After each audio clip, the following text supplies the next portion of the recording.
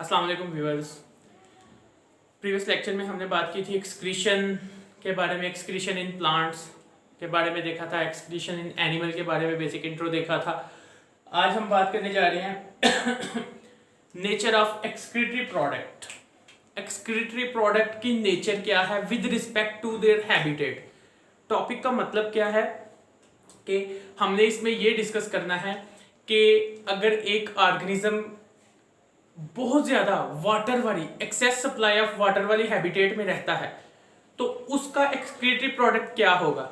अगर कोई organism short supply, moderate supply वाली हैबिटेट में रहता है तो उसका एक्सक्रीटरी प्रोडक्ट क्या होगा।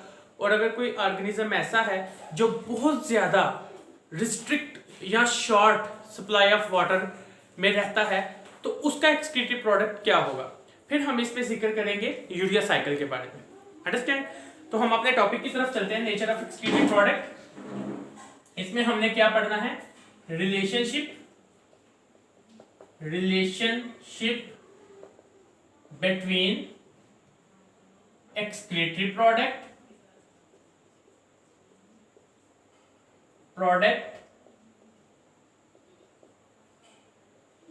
With respect to habitat. Clear? Hope so कि आपको टॉपिक अंडरस्टैंड हो गया होगा कि इसमें क्या पढ़ना है हमने। बहुत इजी है। अब हम नंबर 1 पे आ जाते हैं, एक्सेस सप्लाई ऑफ वाटर। अब हमारे पास जो ऑर्गेनिज्म है, कोई ऑर्गेनिज्म जिसके पास एक्सेस सप्लाई है, ठीक है, उसको हम देखते हैं। जो organism excess supply of water की हैबिटेट में रहता है, दे रिमूव अमोनिया। ऐसे ऑर्गेनिज्म जो अमोनिया को बॉडी से रिमूव करते हैं उनको हम कहते हैं अमोनोटैलिक ऑर्गेनिज्म। यानी ऐसे ऑर्गेनिज्म, हमें पता है कि अमोनिया को एक्सक्रीट करने के लिए बहुत ज्यादा वाटर चाहिए, तो ऐसे ऑर्गेनिज्म जो एक्सेस सप्लाई ऑफ वाटर में रहते हैं वो क्या रिमूव करेंगे, अमोनिया। तो फिर ऐसे ऑर्गेनिज्म जो अमोनिया बॉडी से एक्सक्रीट करते हैं उनको हम क्या कहते हैं, ammonotelic organism. Understand? And phenomena of removing ammonia को रिमूव करने का जो फिनोमिना है इसे हम कहेंगे अमोनोटैली। क्या कहेंगे? अमोनोटैली। अब अमोनिया, हमें पता है ammonia is very toxic. Clear? और इसको बॉडी से रिमूव करने के लिए बहुत ज्यादा वाटर रिक्वायर्ड है, इसलिए जो वाटरी हैबिटेट में रहते हैं वो अमोनिया ही बॉडी से एक्सक्रीट करते हैं क्योंकि उनको वाटर की कमी नहीं होती। तो MCQs very important. 1 gram of ammonia को बॉडी से एक्सक्रीट करने के लिए हमें 500 ml water required. Clear? 500 ml water चाहिए सिर्फ 1 ग्राम अमोनिया को बॉडी से रिमूव करने के लिए। इसके लिए ये हैबिटेट बहुत ज्यादा जरूरी है, एक्सेस वाटर का होना। अंडरस्टैंड? नेक्स्ट हम बात करते हैं moderate supply of water. Moderate और रिस्ट्रिक्टेड वाटर सप्लाई। ऐसे ऑर्गेनिज्म जो रिस्ट्रिक्टेड यानी पानी की कमी, ना बहुत ज्यादा ना बहुत कम, इस तरह के हैबिटेट में रहते हैं, वो बॉडी से क्या रिमूव करेंगे, they remove urea is less toxic than ammonia. तो ऐसे एनिमल, ऐसे ऑर्गेनिज्म जो यूरिया को रिमूव करते हैं उनको हम कहते हैं यूरियोटैलिक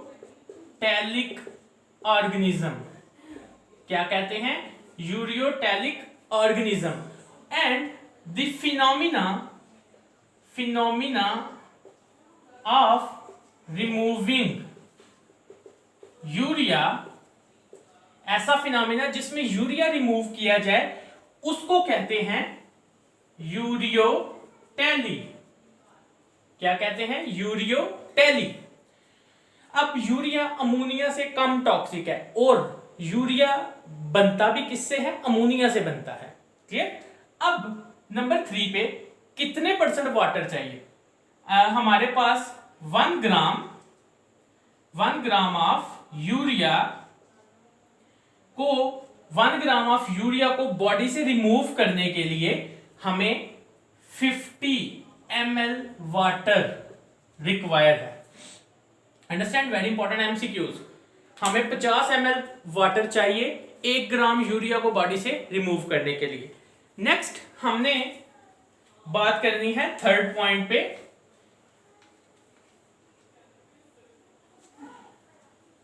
तीसरे पॉइंट पे हमारी जो हेडिंग है वो है, इधर मैं मेंशन कर देता हूं, short supply of water. Short supply of water habitat. ऐसे ऑर्गेनिज्म जो बिल्कुल शॉर्ट सप्लाई ऑफ वाटर में रहते हैं उनको वो क्या रिमूव करेंगे? Uric acid. They remove uric acid. Uric acid. और ऐसे ऑर्गेनिज्म जो अपनी बॉडी से यूरिक एसिड रिमूव करते हैं उनको हम क्या कहते हैं? Uricotelic organism. अंडरस्टैंड? ऐसे ऑर्गेनिज्म जो अपनी बॉडी से यूरिक एसिड को रिमूव करते हैं उनको हम क्या कहते हैं? Uricotelic organism. And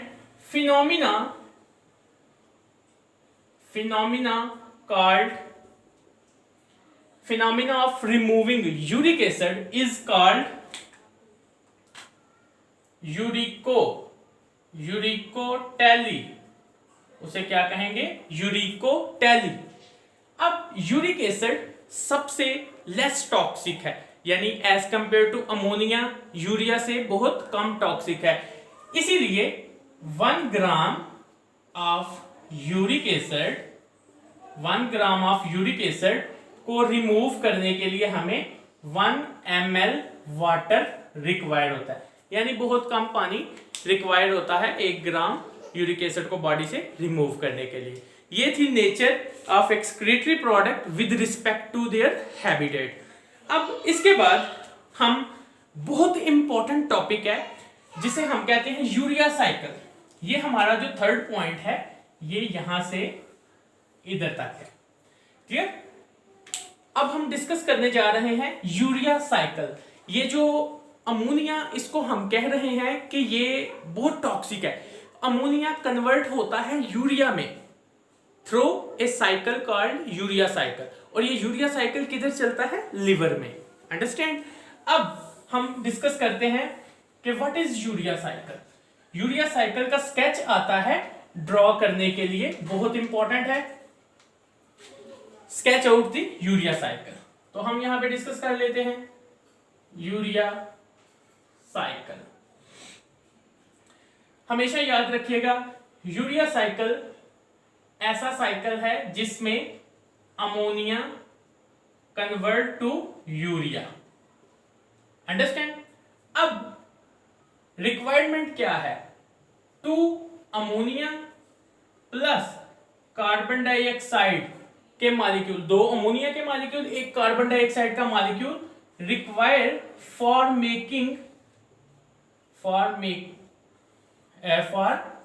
1 urea molecule. यानी 2 अमोनिया के मॉलिक्यूल और 1 carbon dioxide including water, also water, तो उससे क्या बनता है? 1 यूरिया का मॉलिक्यूल बनता है। अब हम इस साइकिल को ड्रॉ कर लेते हैं, बहुत इंपॉर्टेंट है ये। इसमें हम देखते हैं सबसे पहले एक प्रीकर्सर कहते हैं पहला एग्जिस्टिंग, ठीक है, जिससे कोई नया कंपाउंड बने, जिसके किसी के साथ मिलने से नया कंपाउंड बने, वो प्रीकर्सर कहलाता है। तो हमारा यूरिया साइकिल में जो प्रीकर्सर है उसे हम कहते हैं ऑर्निथीन। ऑर्निथीन ऑर्निथीन जो है, ऑर्निथीन ये किसके साथ मिलता है? Ammonia plus carbon dioxide plus water. ये जब ऑर्निथीन के साथ मिलेंगे, ऑर्निथीन के साथ मिलेंगे तो एक कंपाउंड बनेगा जिसे हम कहते हैं सिट्रुलिन। क्या कहते हैं? सिट्रुलिन। ये सिट्रुलिन कंपाउंड बना। अब ये जो सिट्रुलिन है, सिट्रुलिन के साथ सेकंड मॉलिक्यूल ऑफ अमोनिया यहां पे ऐड होगा। Second molecule of ammonia, second ammonia molecule add होगा। किसके लिए? नाइट्रोजन की सोर्स के लिए। तो ये जब इसमें ऐड होगा तो इससे फिर बनेगा नया कंपाउंड आर्जिनो सक्सीनेट। क्या बनेगा? आर्जिनो सक्सीनेट। वैसे तो ये कॉम्प्लेक्स है थोड़ा यूरिया साइकिल, लेकिन आपके जो सिलेबस है उसके अकॉर्डिंग उन्होंने बहुत सिंपल सा बनाया है, तो हम भी उसी की तरह चलेंगे। तो आर्जिनो सक्सीनेट जब बनेगा, आर्जिनो सक्सीनेट के बाद ये कन्वर्ट हो जाएगा आर्जिनिन में। आर्जिनिन में, आर्जिनिन में जब ये कन्वर्ट होगा तो आर्जिनिन आगे कन्वर्ट हो जाएगा ऑर्निथीन में। जब आर्जिनिन ऑर्निथीन में कन्वर्ट होगा तो एक यूरिया का मॉलिक्यूल फॉर्म हो जाएगा।